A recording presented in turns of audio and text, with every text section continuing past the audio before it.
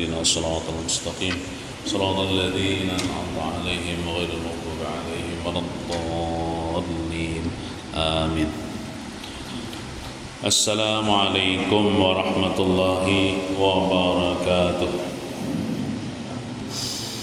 أعوذ بالله من الشيطان الرجيم. بسم الله الرحمن الرحيم. الحمد لله والصلاة والسلام على رسول الله سيدنا ومولانا محمد بن عبد الله وعلى آله وصحبه ومواله. أما بعد، سبحانك لا علم لنا إلا ما علمتنا إنك أنت العليم الحكيم ولا حول ولا قوة إلا بالله العلي العظيم. رب اشرح لي صدري ويسر لي أمري واحلل عقدة من لساني يفقهوا قولي. Marilah kita berniat i'tikaf. Bismillahirrahmanirrahim. Nawaitu an a'taqifa fi hadzal masjid sunnatan lillahi ta'ala. Halaman 79. Bismillahirrahmanirrahim. Telah berkata Maulana Syekh Muhammad Arsyad bin Abdullah Al-Banjari rahimahullah ta'ala, wa nafa'na bihi wa bi jami' ulumihi fid dharain amin.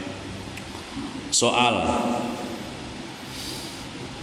ada pertanyaan, adakah jin yang mukmin itu masuk surga atau tiada?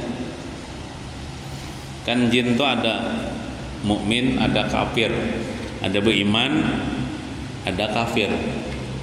Nah, jin yang mukmin, jin yang beriman itu masuk surga kah? Adakah? Jawab, bersalahan qaul ulama, berbeda-beda pendapat para ulama. Tetapi qaul yang rajih, rajih itu qaul yang menang. Rajih itu menang. Bahwasanya mereka itu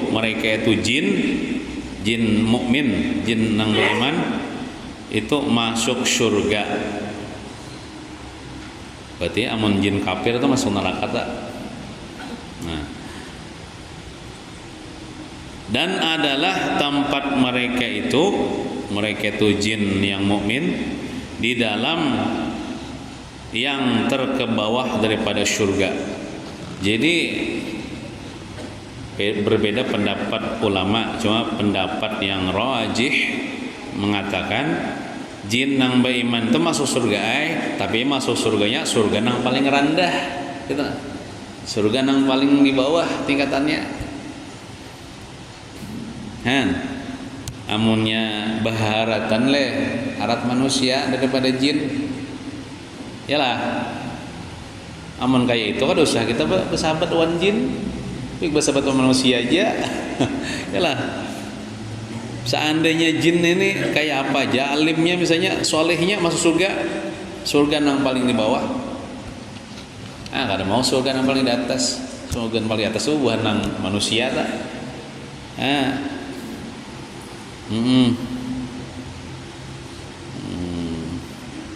Surga yang paling terkebawah daripada surga. Jadi sini jelas bahwasanya manusia itu lebih baik daripada jin. Buktinya juga manusia lebih baik daripada jin. Nabi Muhammad itu manusia kah jin kah? Manusia kah?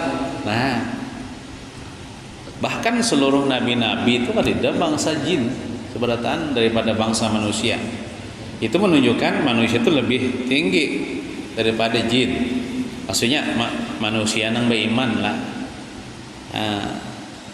Allah Subhanahu wa taala berfirman, laqad ja'akum rasulun min anfusikum.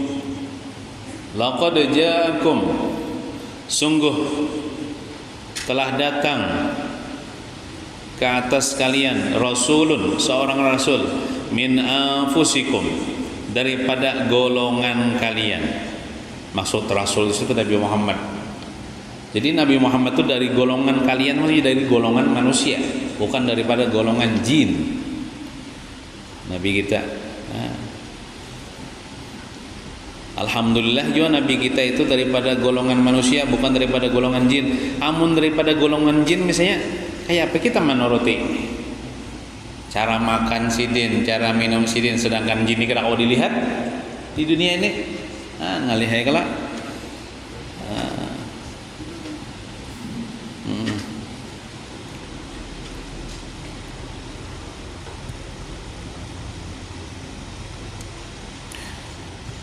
Dan tersebut di dalam kitab Tazkirah Imam Qurtubi, riwayat Bukhari daripada Zuhri dan Kalbi dan Mujahid, bubuhan ahli hadis ini,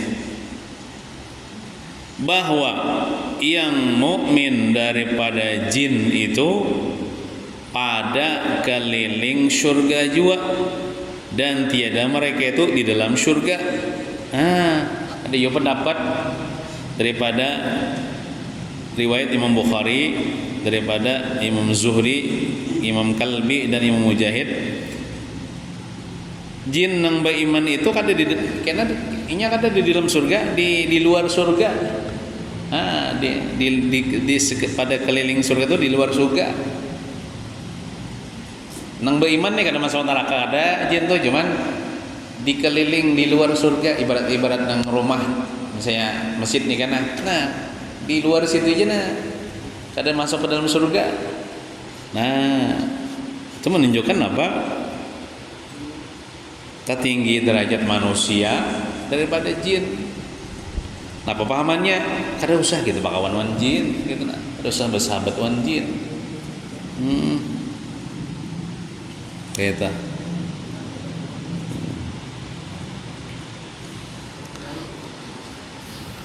soal halaman 80. Ada pertanyaan lagi. Adakah manusia melihat akan jin di dalam akhirat atau tiada? Kan kalau di dunia kan kita sudah melihat wan jin. Jin melihat man kita jar di dunia nih. Nah di akhirat pang kayak apa? Jin itu melihatlah lawan kita di akhirat nih. Jawab, kata Syekh Abdul Wahab Asy-Sya'rani, bahwa manusia melihat ia akan mereka itu jin di dalam akhirat, dan tiada mereka itu jin melihat akan manusia, melainkan yang khawas daripada jin juga yang melihat akan manusia di dalam akhirat. Seperti tiada melihat manusia akan jin, melainkan yang khawas daripada manusia juga yang melihat akan jin di dalam dunia. Jadi ujar Syekh Abdul Wahab Asy-Sya'rani, kita manusia ini di akhirat kena, kan kita di dunia kada melihat jin nih. Kita di akhirat kita melihat jin.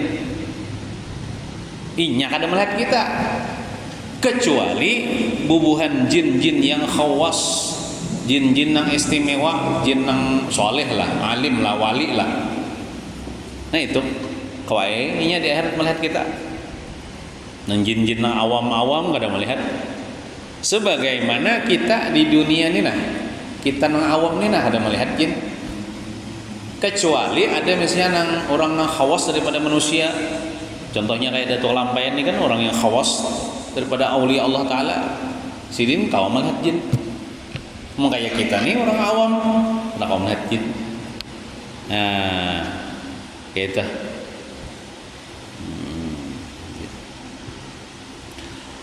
Soal, ada pertanyaan pulang.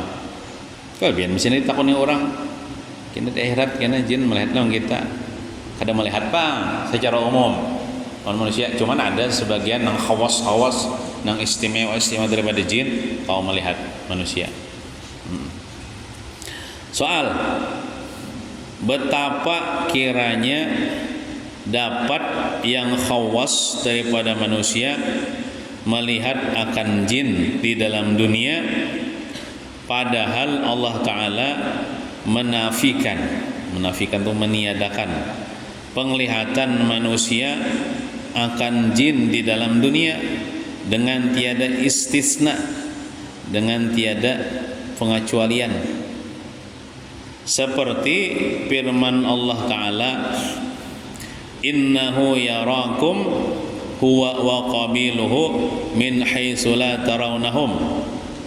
Artinya bahwasanya melihat ia jin dan segala jamaahnya akan kamu daripada sekira-kira tiada kamu lihat akan mereka itu jin. Maka apa jua makna firman Allah Ta'ala ini? Jadi ada betakon kayak apa aja apa manusia nang hawas tuh melihat jin, padahal ayat Qur'annya jelas memadahkan kita manusia nih kada kawa melihat jin. Nah, jin aja nang kawa melihat kita di dunia ini. Bapang kayak apa ayat Quran ini? Nah, jawab kata Syekh Abdul Wahab Asy-Sya'rani bahwasanya makna atau arti tiada kamu lihat akan mereka itu yakni pada rupa itu bentuk mereka itu yang asli yang dijadikan Allah Ta'ala akan mereka itu atasnya. Jadi maksud dalam ayat itu innahu yarakum huwa wa qabiluhu min haitsu la tarawnahum.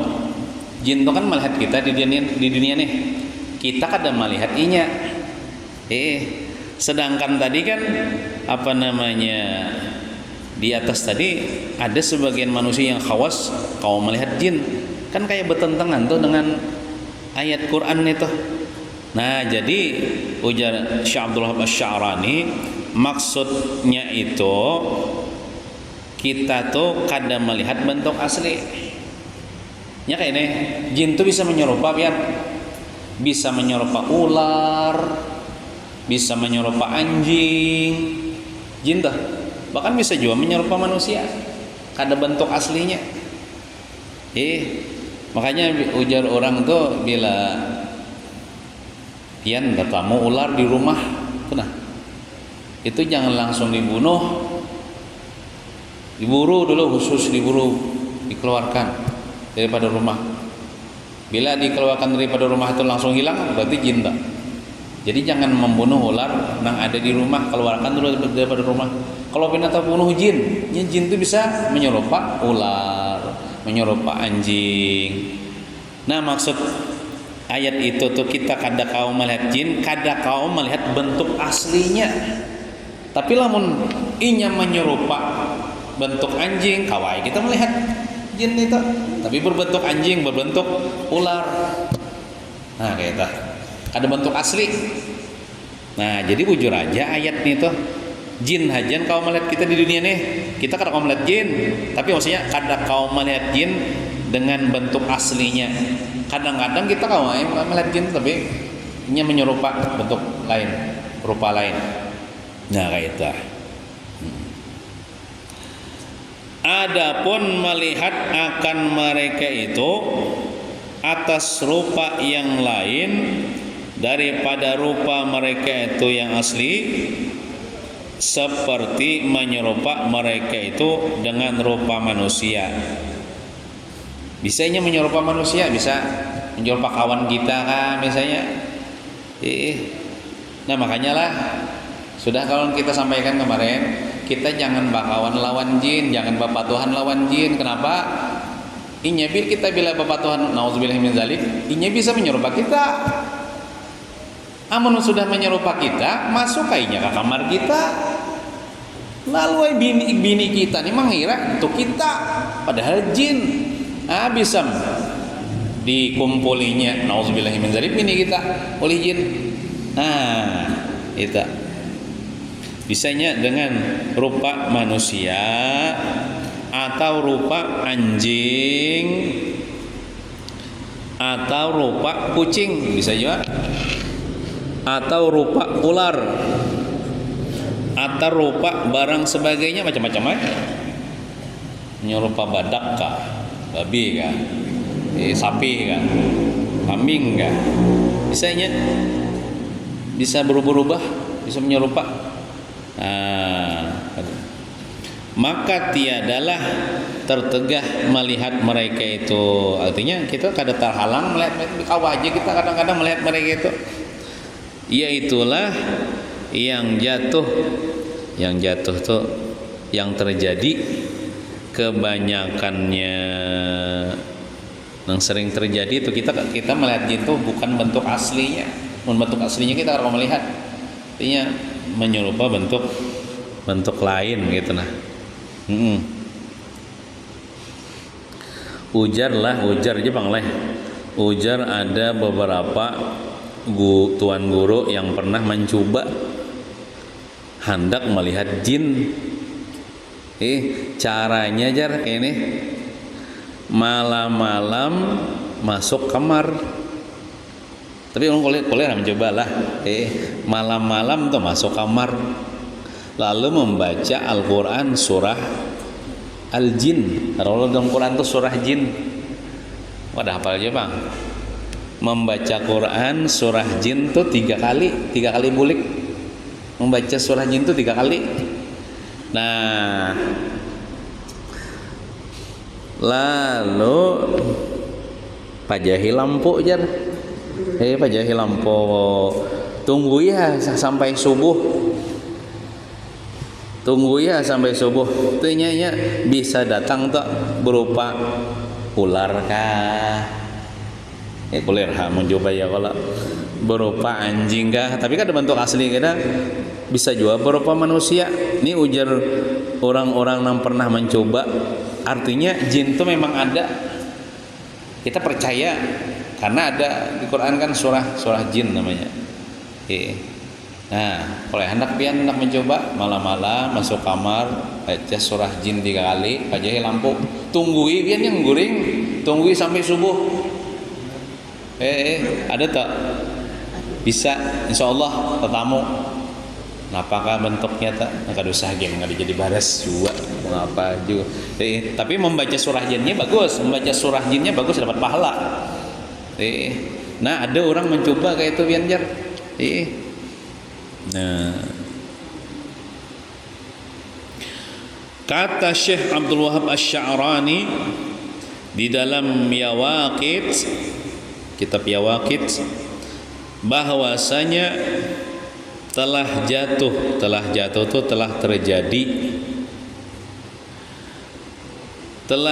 terjadi bagiku bahwa seorang daripada jin datang kepadaku, ujar sidin membawa pertanyaan umpama 77 pertanyaan daripada masalah tauhid. Betakun masalah tauhid 77 pertanyaan, padahal menuntut ia daripada ku jawab dari pertanyaan yang demikian itu.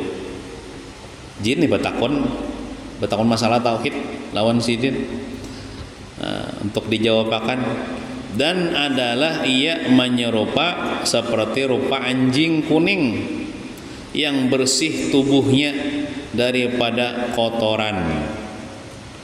Menyerupa anjing warna kuning, bersih tubuhnya daripada kotoran. Dan adalah datangnya pada malam datangnya, dan di dalam masjid pulang, hingga disangka oleh parrasyul masjid itu bahasa kirinya kaum masjid atau tukang bersih masjid. Ada di sini si Abdul Wahab Syarani kan berganti di masjid, ada tukang jaga masjid atau kaum masjid cina menyangka bahwasanya anjing itu hakiki. Jadi dikira kaum nih tuh anjing bujuran. Anjing hakiki itu anjing bujuran. Anjing beneran, anjing hakiki juga. Maka dibasuhnya lah masjid karena kan dianggapnya bernajis. anjing nih bekas beliur ke apa lalu dibacohnya apa nang lantai masjid tadi kan dianggapnya anjing bujuran kan najis mughalazah nih. Nah, maka dibasuhnya lah masjid sekaliannya dengan air dan tanah. Air berapa? 7 kali. 7 kali kalau sekali air bercampur tanah, padahal itu jin, bukan anjing yang sebenarnya, jin menyerupai anjing. Padahal lah kalau anjing toh, contoh misalnya masuk masjid, tapi di depan daerah kita nih, saya masuk masjidnya, tapi awaknya nih kada basah misalnya jalan aja misalnya kita buru ya Allah, jangan dilihat kan anjing kita bukain jalan situ, tapi awaknya ada basah, itu kada meninggalkan najis. Awaknya basah dan masjid nih awaknya kada basah, maksudnya kering, masjid nih kering juga, itu kada meninggalkan najis. Tapi kalau salah satunya basah, contoh kayak kita lah, kayak kita aja tangan kita kering ya Allah, tangan kita kering, anjing tuh kering juga, kita japai anjing tuh kada meninggalkan najis di tangan kita ya, sama-sama kering. Tapi kalau anjingnya basah, walaupun tangan kita kering, kita japai anjing tuh ada najis tertinggal di tangan kita. Anjingnya basah, tangan kita kering, ada najis tinggal. Atau tangan kita basah, anjingnya kering, kita japai, ada juga tertinggal najis. Namun sama-sama kering itu kadang-kadang ada najis.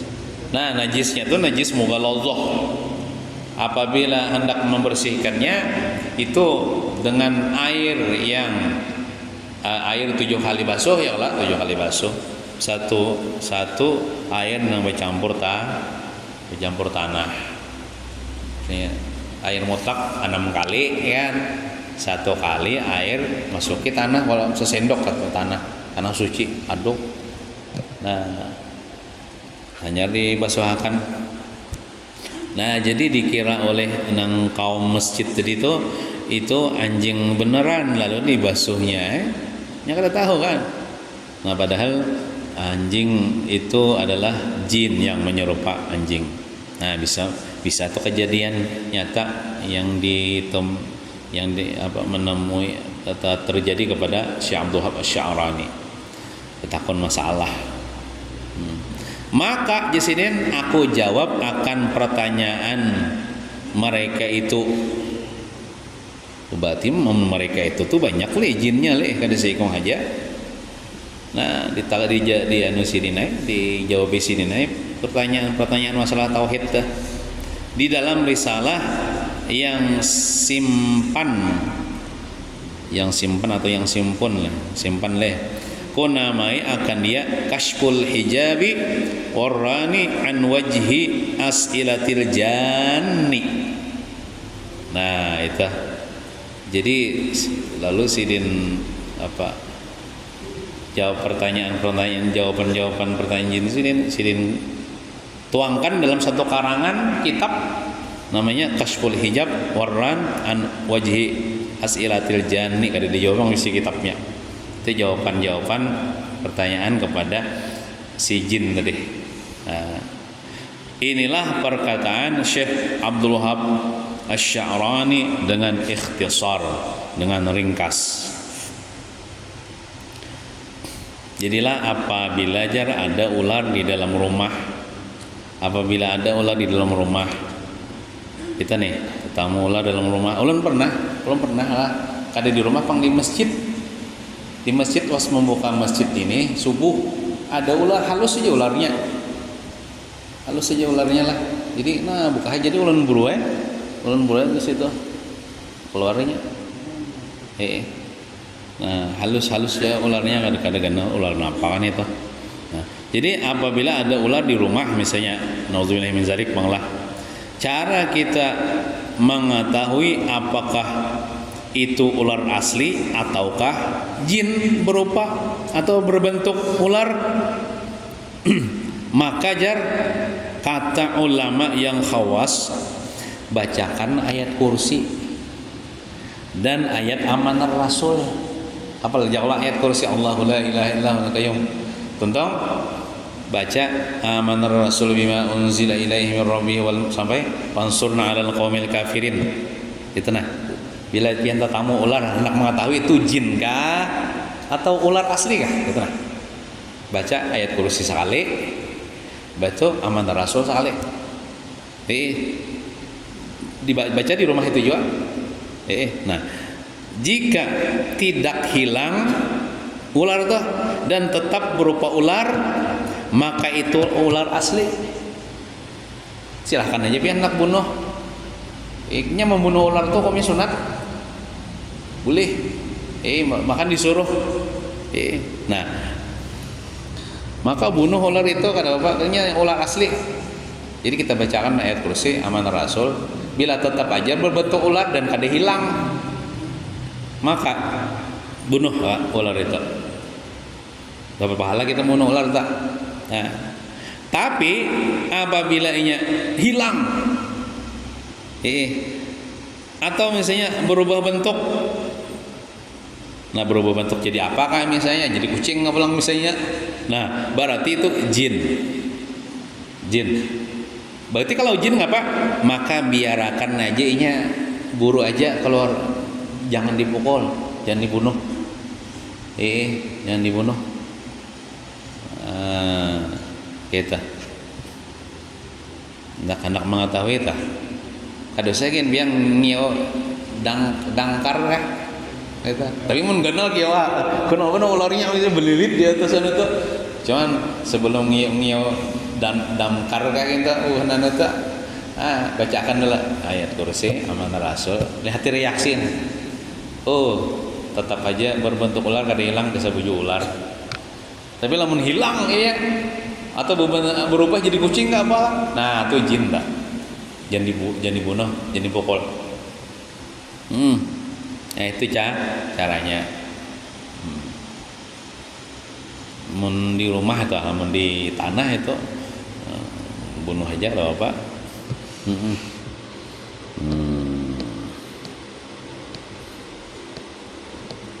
Ada juga ulun pernah mendengar ujar guru sekumpul. Nauzubillahi min dzalik, mudahan jangan dipatok ular gitu nah.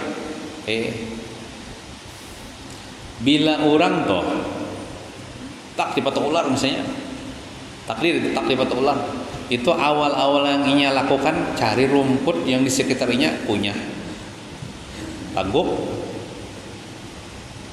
Amun tak dulu ular aja makan rumput, kita bahaya, nyawa kita terancam. Nah kayak kita. Tapi nauzubillah min dzalik, jangan sampai kita dipatok ular.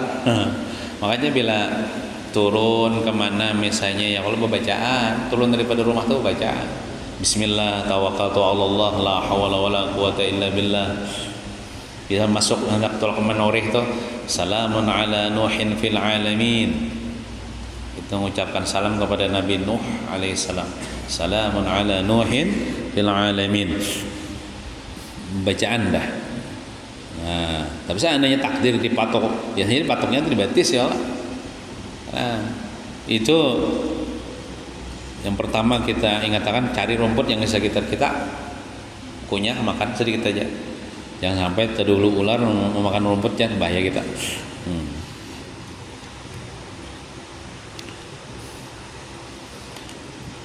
Kemudian al-faslu tsalitsu fi bayani syarti husulir riddati wa ma yatarattabu 'alaiha minal ahkami. Ini pasal yang ketiga. Pasal yang ketiga pada menyatakan syarat hasil riddah. Riddah itu murtad. Dan barang yang teratur atasnya daripada segala hukum.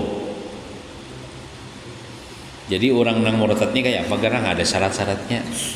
Nah, ketahui olehmu murtadnya artinya menggawi sesuatu atau meyakini sesuatu dengan sebab itu inya keluar daripada Islam. jadi kafir. Nah, ketahui olehmu hai talib, hai orang yang menuntut ilmu agama, bahwasanya syarat riddah itu 3 perkara. Pertama, akil, orangnya bakal. Misalnya orang gila, dia orang gila mampas ke Quran, orang gila nih, menjejak ke Quran nih. Atau misalnya aku Tuhan aja, ngaku aku Allah aja. Nah itu kan kafir, ada murtad, nampaknya kada bakal. Orang gila atau kekanakan yang belum memayyiz. Nah, jadi akil syaratnya orang berakal nih. Bila mengerjakan sesuatu yang menyebabkan murtad bisa murtad. Kedua, balik sudah balik orangnya. Berarti lamun kekanakan belum balik, ini ada waktu main kleker kah, main gambar kah, bakarasan, murtad ini, ndak kafir nah jar, bukan diri itu, ndak wani kafir nah jar, gitu. Ndak kekanakan belum balik, nah itu ada murtad pak, ada murtad, ndak kafir nah jar, bukan diri itu, tapi kekanakan belum balik, nah itu ada cukup syarat. Nah, ketiga, ikhtiar itu tiada dipaksa, kemauannya sendiri. Nah, 3. Artinya lamun orang tuh dipaksa untuk bermurtad, ini ada murtad. Nah, maka tiada diperoleh riddah, tiada hasil riddah, artinya tidak terjadi riddah itu murtad. Orang gila, orang gila misalnya takoni sembahyang wajib lah, sembahyang tuh ada wajib lagi, nyatanya orang gila, ada orang gila jangan ada sembahyangnya, ya Allah. Ya. Tapi mun orang bakal, nah kepandiri itu bisa murtad karena ketiadaan akal dan tiada diperoleh riddah kekanakan yang belum balik. Nah, kekanakan yang belum balik misalnya apa yo? Mengaku atau berpandir Nabi Muhammad itu pendusta ya, itu kan kada murtad ya kekanakan. Nah, karena ketiadaan balik dan tiada diperoleh riddah orang yang digagahi itu dipaksa, diancam karena ketiadaan ikhtiar. Ada bahari di zaman Rasulullah SAW, termasuk sahabat Nabi itu yang termasuk as-sabiqun al-awwalun, masuk Islam juga 3 beranak, Yasir, bisi bini namanya Sumayyah, bisi anak namanya Ammar bin Yasir. Nah, jadi awal-awal Islam itu kan bila masuk Islam itu disiksa oleh orang-orang kafir Quraisy. Jadi si Yasir ini abahnya ini dipaksa oleh bubuhan kafir Quraisy untuk meninggalkan agama Islam.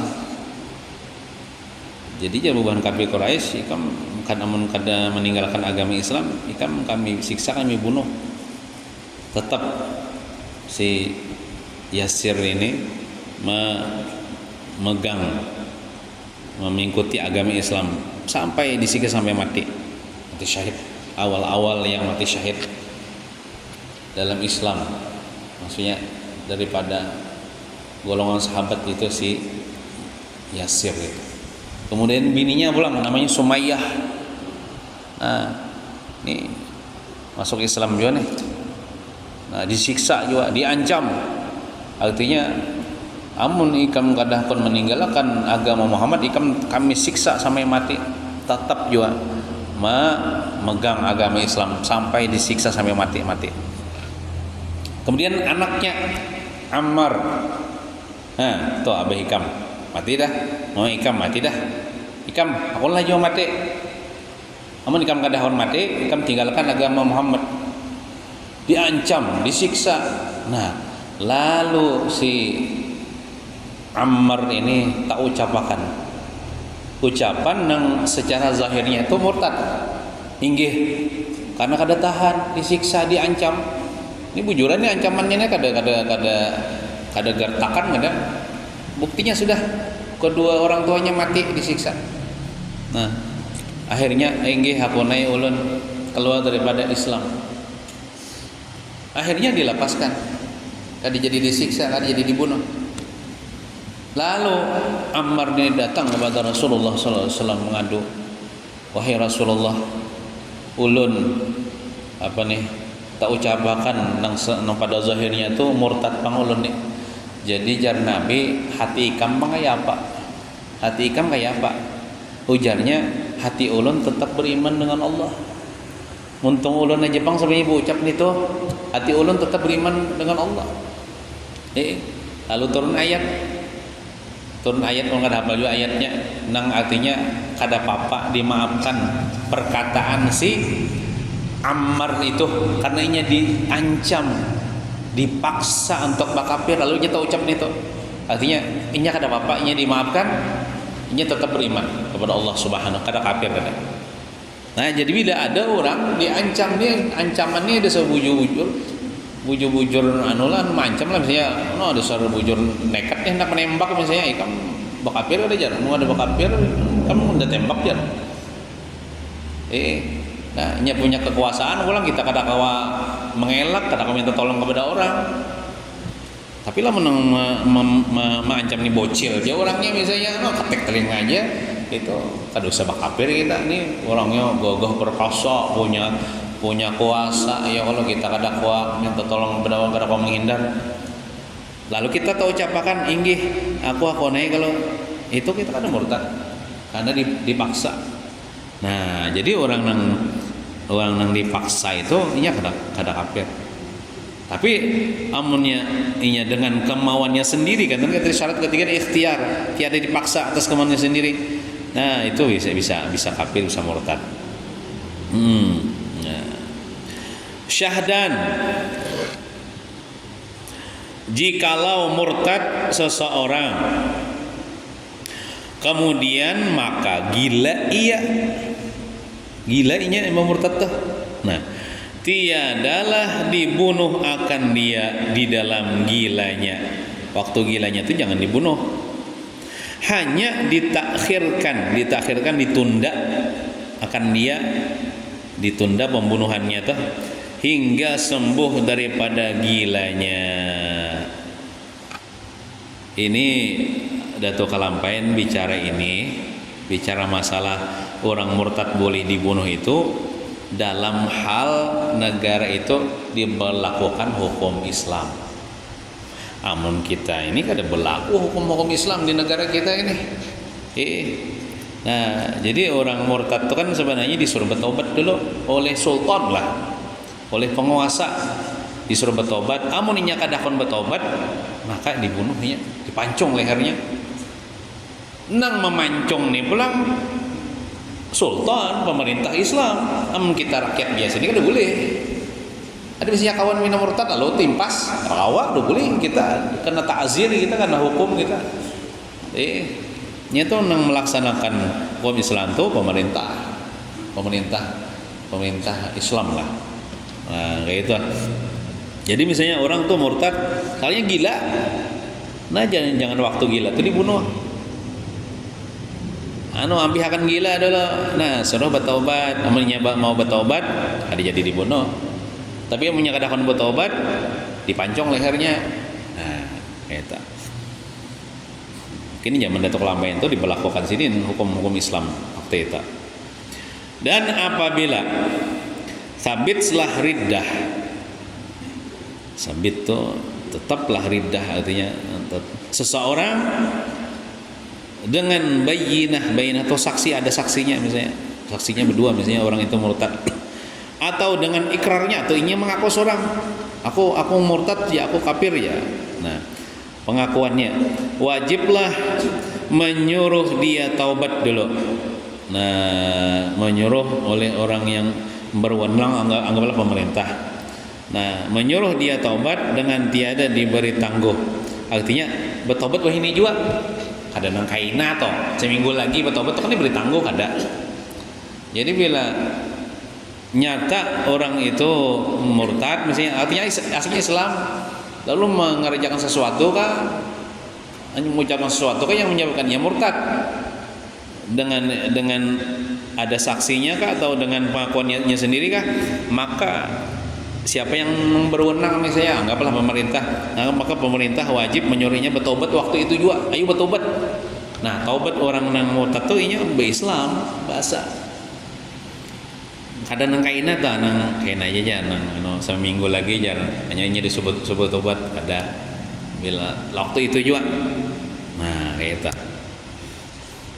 Dan jika taubat ia daripada murtad tuh, diterimalah taubatnya dengan segala syaratnya yang lagi akan datang. Ada kena syarat taubat orang murtad kayak apa? Nah, Tuhan menerima aja ya Allah. Maka tiadalah dibunuh, kada jadi dibunuh, nya pun bertaubat kan. Maka tiadalah dibunuh ia, karena firman Allah Ta'ala, Qul lilladzina kafaru iyyantahu yughfar lakum ma qad salaf. Tafsirnya, katakan olehmu ya Muhammad bagi segala mereka itu yang kafir, jika masuk Islam mereka itu niscaya diampuni bagi mereka itu barang yang telah terdahulu daripada dosa mereka itu. Ini kan dalil, artinya bila orang tuh Islam itu diampuni Tuhan. Itu nah. Dan jika enggan ia daripada taubat, kadahkun misalnya disuruh Islam bahasa kadahkun ya. Nah, maka wajib membunuh dia dengan memotong lehernya dengan pedang, dipenggal lehernya dengan pedang. Itu hukum. Ini apabila diberlakukan hukum Islam. Itu pun pemerintah nang manota nyuruh algojonya ya, kalau kita jangan, kita rakyat biasa nih jangan. Nah, karena sabda Nabi sallallahu alaihi wasallam, man baddala dinahu faqtuluhu. Artinya, barang siapa menggantikan agamanya dengan agama yang lain, agama Islam ini digantinya dengan agama non Islam kan, artinya murtad nih, maka bunuh oleh kamu akan dia. Tapi setelah disuruh bertaubat panggre, hakonkah hikam be Islam bahasa menikam hakon be Islam pulang ikam kada dibunuh, tapi lah menikam tetap murtad ikam dibunuh. Nah kayak itu. Adapun yang memerintahkan membunuh dia itu raja, nah ya Allah, pemerintah, raja atau sultan atau naibnya itu wakilnya, wakil raja. Wakil raja, menterinya kah siapa kan misalnya. Dan jika ada yang membunuh nang orang murtad toh, membunuh dia itu lain daripada raja. Contohnya misalnya lain daripada raja itu misalnya rakyat biasa membunuh orang murtad, lain daripada raja atau naibnya, artinya lain daripada naib raja, lain daripada wakil raja, maka ditakzirkanlah akan dia. Ditakzir itu dihukum nang membunuh ini, itu menurut aturan pemerintah yang berlaku. Misalnya dipenjarakan, ditakzir itu kan dihukum. Kan nang berkewajiban yang menegakkan hukum Islam membunuh itu kan raja dah. Walaupun bukan dengan tangan raja tapi dengan algojonya.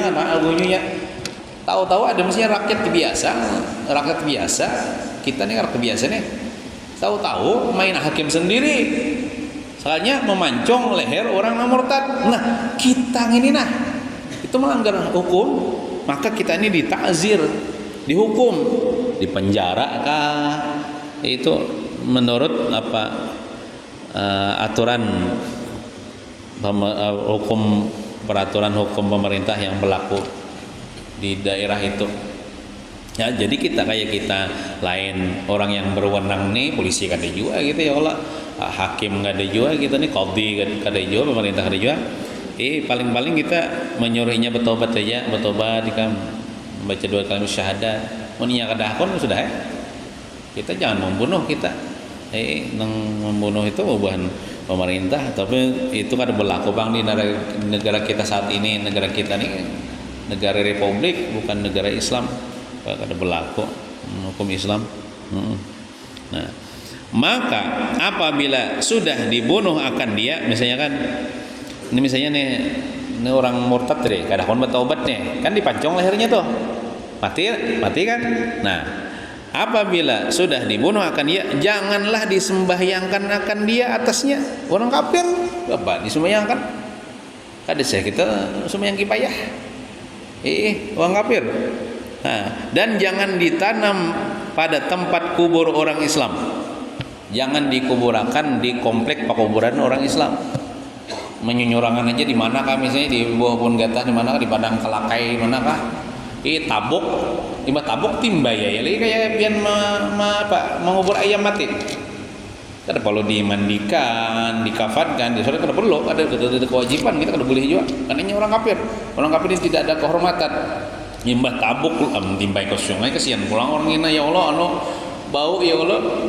Jadi kuburakan aja sebagaimana kita menguburakan ayam tabuk ya Allah, timbai tutup ya lagi sudah. Nah, itu orang kafir itu tidak ada kehormatan. Nah, orang murtad itu. Dan menguburakannya pun jangan di tempat di komplek pekuburan orang Islam, menyunyurangan aja di manakah misalnya. Nah, syahdan, jikalau murtad seseorang kemudian maka gila ia di dalam murtadnya, tiadalah dibunuh akan dia di dalam gilanya, hanya ditakhirkan, ditunda pembunuhannya itu ia hingga sembuh daripada gilanya. Sudah tadi yang sebelah tadi sama juga. Nah, jangan waktu gila itu lo pinainya imbah gila mau bertaubat kan. Nah, bertaubat kan artinya bersyahadat, kada jangan dibunuh. Tapi lah yang ada kon bersyahadat dan bertaubat ya hanya dibunuh. Bermula harta orang yang murtad itu mauquf tu yakni terhenti, tiada dihukumkan dengan hilang daripada miliknya, dan tiada dihukumkan kekal di dalam miliknya hingga apabila mati ia di dalam murtadnya, maka nyatalah hilang miliknya dan jadi harta pai kembali kepada baitul mal, kas negara. Jadi orang murtad itu misalnya ini murtad nih, keluarganya kan Islam, bukan keluarganya Islam. Orang murtad ini kada kau mawaris dan kada kau diwarisi hartanya nih. Ya, misalnya ininya murtad nih, misalnya nih, abahnya misalnya meninggal, abahnya Islam nih, abahnya meninggal misalnya, banyak isi harta, ini kada mawaris, terhijab. Karena inya kafir.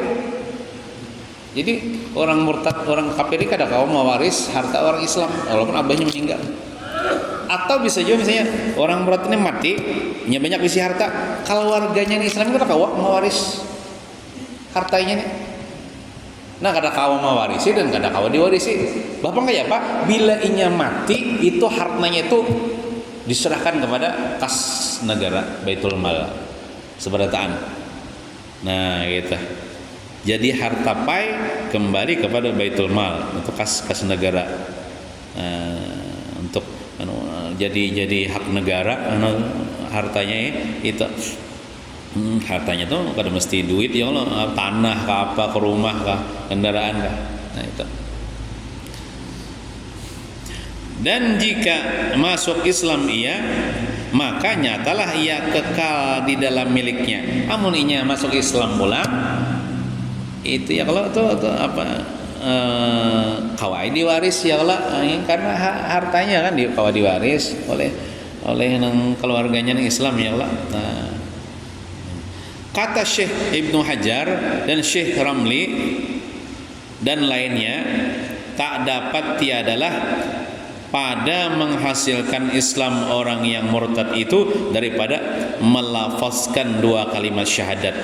Jadi taubat orang yang murtad itu, ujar Imam Ibnu Hajar, Imam Ramli dan yang lainnya, itu kada artinya Kada mau kada harus melapaskan dua kalimat syahadat terbang. Asyhadu an la ilaha illallah wa asyhadu anna Muhammadar Rasul. Artinya kada cukup dengan beristighfar aja. Harus melapaskan dua kalimat syahadat. Dan disyaratkan membawa lafaz asyhadu, seperti dikatanya asyhadu an la ilaha illallah wa asyhadu anna Muhammadar Rasulullah.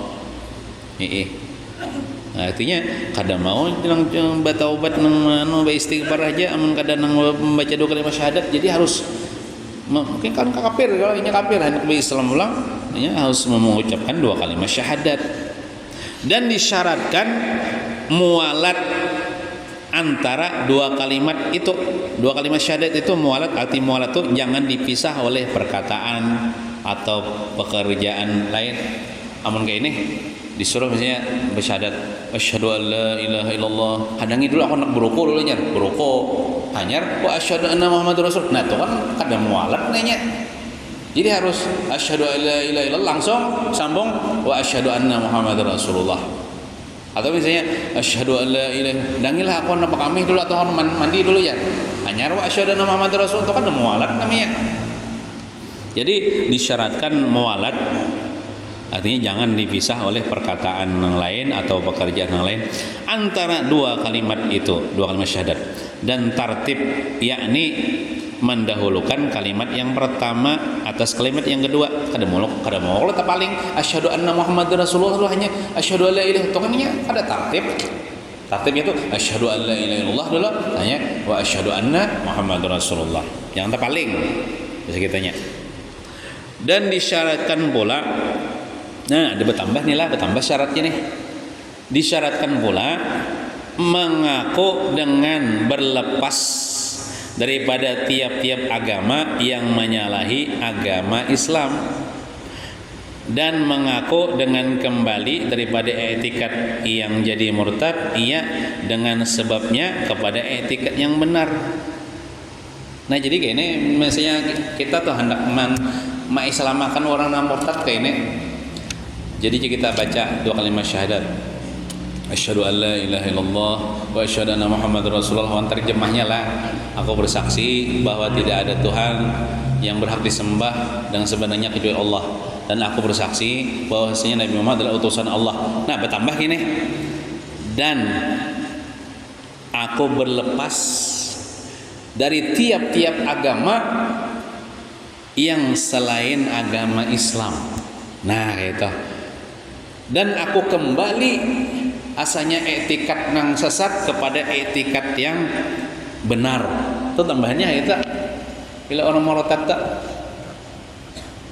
lain kita mensyahadatkan orang nang kafir asli, orang kafir asli nang kada pernah berislam tak kafir. Nah itu cukup asyhadu an la ilaha illallah wa asyhadu anna Muhammadar Rasulullah, aku bersaksi tidak ada Tuhan selain Allah dan aku bersaksi Nabi Muhammad utusan Allah, sudah.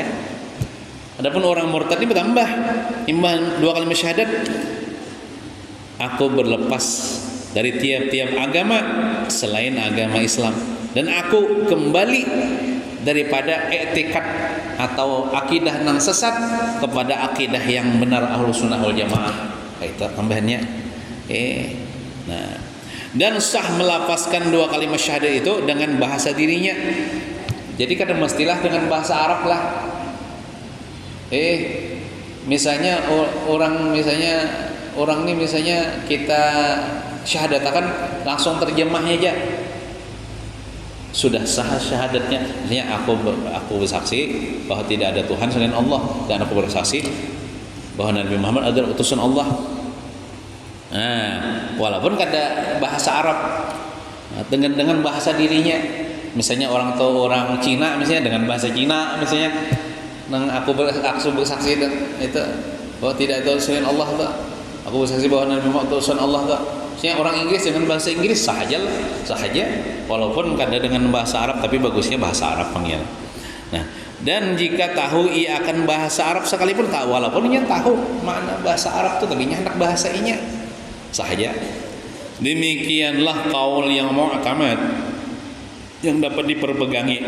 Nah, Mudahan kita sabarataan selalu dikuatkan iman dan Islam kita, dijaga akidah kita Ahlus Sunnah wal Jamaah, dan mudah-mudahan kita sabarataan mati beriman husnul khotimah, membawa iman yang sempurna, masuk surga bighairi hisab, lepas daripada api neraka berkat Rasulullah sallallahu alaihi wasallam. Amin ya rabbal alamin. Sallallahu ala sayyidina Muhammadin wa ala alihi washabbihi wasallam. Walhamdulillahi rabbil alamin. Al-Fatihah. أعوذ بالله من الشيطان الرجيم. بسم الله الرحمن الرحيم. الحمد لله رب العالمين الرحمن الرحيم مالك يوم الدين. إياك نعبد وإياك نستعين اهدنا الصراط المستقيم صراط الذين أنعمت عليهم غير المغضوب عليهم ولا الضالين آمين. بسم الله الرحمن الرحيم. الحمد لله رب العالمين والصلاة والسلام على أشرف الأنبياء والمرسلين سيدنا ومولانا محمد وعلى آله وصحبه أجمعين. اللهم انفعنا بما علمتنا وعلمنا ما ينفعنا وزدنا علما وارزقنا فهما. هب اللهم لنا علما يسحبه النفع وعملا يسحبه القبول ومعرفة يسحبها الأدب برحمتك يا أرحم الراحمين. ربنا آتنا في الدنيا حسنة وفي الآخرة حسنة وقنا عذاب النار. وصلى الله على سيدنا محمد وعلى آله وصحبه وسلم والحمد لله رب العالمين. تقبل الله منكم. Kalian banyak-banyak minta ampun, minta maaf, minta halal, minta ridha dunia akhirat. Assalamualaikum warahmatullahi wabarakatuh.